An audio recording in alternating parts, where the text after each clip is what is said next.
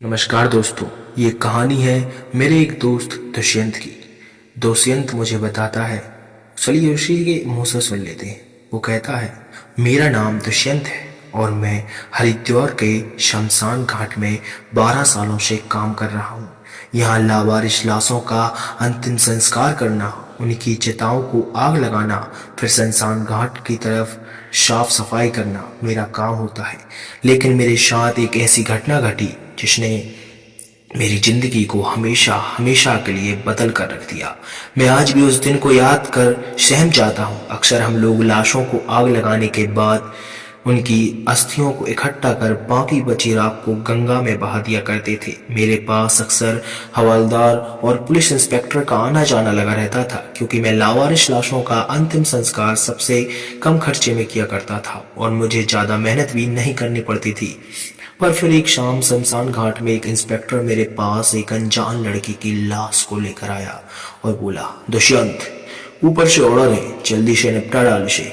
बहुत बड़ा सरदर्द है ये। और सुन, हस्तियां वस्तियां वाला ताम झाम नहीं चाहिए, बस लाश को फूंक और सारा कुछ गंगा में बहा दे। गंगा माँ सब साफ माफ कर देंगी।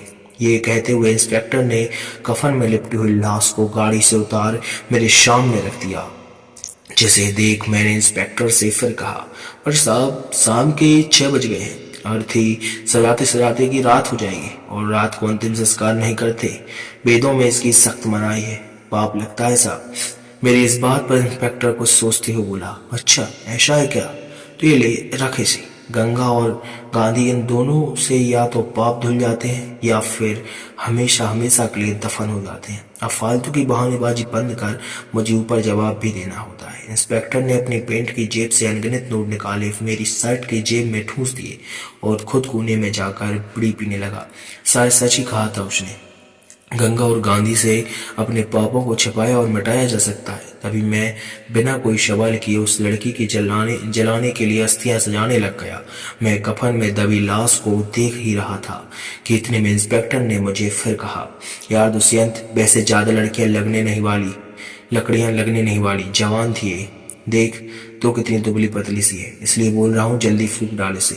कुछ देर बाद मैंने इंस्पेक्टर से कहा, इंस्पेक्टर साहब, सब सेट कर दिया मैंने, आओ जरा लाश को हाथ लगाओ, चिता पर लटाते हैं इसको। मैं अंतिम संस्कार के सारे इंतजाम कर चुका था, अब बस लाश को चिता में पर लटा उसे अग्नि देनी थी। इसलिए मैंने इंस्पेक्टर को अपने पास बुलाया था। इंस्पेक्टर भी मेरे बुलाने पर मेरी मदद करने आ गया। हम दोनों ने लड़की की लाश को उठाकर उसको चिता पर लेटा दिया। उसका जिस्म तप रहा था। हाँ, लड़की का जिस्म तप रहा था। साहब, कितना टाइम हुआ है इसे मरे हुए? इस पर इंस्पेक्टर ने कहा, तुझे क्या करना है, ज्यादा पुलिस वाला मत बन। ज्यादा बोलेगा ना तो इसके खून मैं तुझको ही अंदर कर दूंगा, समझा? मैं भी इंस्पेक्टर की बात सुन चुप हो गया। मैं हाथ में मशाल लेकर लाश को जलाने आगे बढ़ा ही था कि अचानक ही लाश के मुंह पर से कपड़ा उड़ गया और मेरी नजर उस लाश के चेहरे पर ताकने लगी, जिसे देख मेरी रूह कांप गई। मैंने देखा कि वो लाश अपनी पलकें झपका रही थी। ऐसा लग रहा था कि शायद वो लाश रो रही थी, क्योंकि उनकी आंखों से निकले आंसू थम नहीं रहे थे। उस लाश को देख मैं भी एक पल को जिंदा लाश बन गया था और यही सोच रहा था कि ऐसा कैसे हो सकता है, क्योंकि आज तक मैंने कभी किसी लाश को रोते हुए नहीं देखा था। मैंने इंस्पेक्टर से चीखते हुए कहा, इंस्पेक्टर साहब, ये मेरी नहीं है, ये मरी नहीं है, ये जिंदा है। ये क्या अनर्थ करवा रहे हैं आप मुझसे? मैं इंस्पेक्टर से कहता हुआ पीछे हट गया और मेरे हाथ से मशाल भी नीचे गिर गई। उस वक्त पूरे शमशान घाट में सिर्फ हम लोग ही थे, इसलिए मेरी चीख सुनकर भी कोई हमारे आसपास नहीं भटका। धीरे धीरे मुझे समझ में आने लगा था कि ज्यादा पैसों के लालच में आकर मैं पाप करने जा रहा था। इस पर इंस्पेक्टर बोला, दुष्यंत, तू पागल है तो नहीं हो गया? कैसी बात कर रहा है? वो एक लाश है और लाश सांस नहीं लिया करती। तेरे ये रोज का काम है, फिर भी तू ड्रामे कर रहा है। माना कि रात को हो गई है, पर डर क्यों रहा है? मैं हूं तो तेरे साथ। अब जल्दी से चिता को अग्नि दे, समझा? इंस्पेक्टर की बातें सुनी मेरी सांसें तो शांत हो गई थी, पर मेरा मन नहीं। फिर मैंने अपना मन मार मैं चिता को अग्नि देने के आगे बढ़ा कि तभी मुझे ऐसा महसूस हुआ कि मसाल के आसपास काले साए के मंडरा रहे हैं और चिता से भी लड़कियां अपने आप ही गिर रही हैं। लकड़ियां अपने आप ही गिर रही हैं। मेरा मन भी बेचैन होने लगा था, पर इसे नज़र का धोखा मान मैं लाश के पास चला गया। फिर अचानक ही मुझे महसूस हुआ कि लाश ने मेरा हाथ पकड़ लिया और रोते हुए मुझे कहने लगी, प्लीज़ मुझे मत जलाओ, मैं जिंदा हूँ। ये सब मुझे जिंदा जलाने की कोशिश कर रहे हैं ताकि इनका राज सामने ना आ पाए। कम से कम तुम तो इनका साथ मत दो। मैं पेट से हूँ, माँ बनने वाली हूँ। मुझे ये बदला लेने के लिए मेरे अजन्मे बच्चों को तुम मत मारो प्लीज।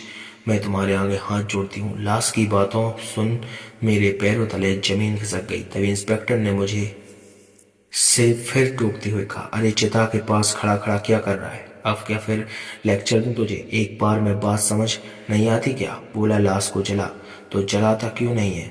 अगर तेरे से नहीं होता तो मुझे दे ये मशाल, मैं खुद ही फूंक दे डालता हूँ। इतना कहकर वो इंस्पेक्टर मेरे शांत हाथ से मसाल लेने आगे बढ़ा ही था कि तभी मैंने उसकी मसाल से इंस्पेक्टर का आधा चेहरा जला दिया, जिसके दर्द से वो जोर जोर से चीखने लगा, आ वो कोई बचाओ मुझे, मेरे चेहरा झुलस रहा है। इस दुष्यंत ने मेरा आधा चेहरा जला दिया। ये तूने अच्छा नहीं किया दुष्यंत। इंस्पेक्टर ने अपना चेहरा छुपाए दर्द के मारे इधर उधर भटक रहा था और जोर जोर से चीख रहा था। पर जैसे कि मैंने पहले कहा था, हम लोगों के अलावा पूरे शमशान घाट में कोई नहीं था जो इसकी उसकी मदद के लिए आ पाता। लाश की आंखें भी बस एकटक उस इंस्पेक्टर को ही तड़पते देख रही थी। उसकी आंखों में सुकून साफ झलक रहा था और मैंने भी अब ठान ली थी कि चाहे कुछ भी हो जाए, मुझे अब इस लड़की के बारे में जानना था जिसको ये इंस्पेक्टर जिंदा ही जलाना चाहता था। तो मैं भी अपने हाथ में मसाल लिए सीधा उस इंस्पेक्टर के पास और चला गया और उसकी मसाल से उसे जिंदा जलाने की धमकी देते हुए बोला, अभी तो तेरा आधा चेहरा भी आग से झुलसाया है। अगर सच नहीं बताया तो लड़की की बजाय मैं तुझे ही जिंदा जला दूंगा। इंस्पेक्टर को आग में अपनी मौत दिखाई दे रही थी। उसने ही लड़खड़ाते हुए कहा, हाँ दुष्यंत, लड़की मरी नहीं है, जिंदा है। जैसे ही मैंने ये सुना मेरा रोम रोम सहक उठा। अब आगे क्या होने वाला है, यदि जानना चाहते हैं तो कमेंट कीजिएगा। इसका नेक्स्ट पार्ट हम आगे बताएंगे। क्या वो लड़की को जला देंगे और क्या वो लड़की ही भूत बनेगी?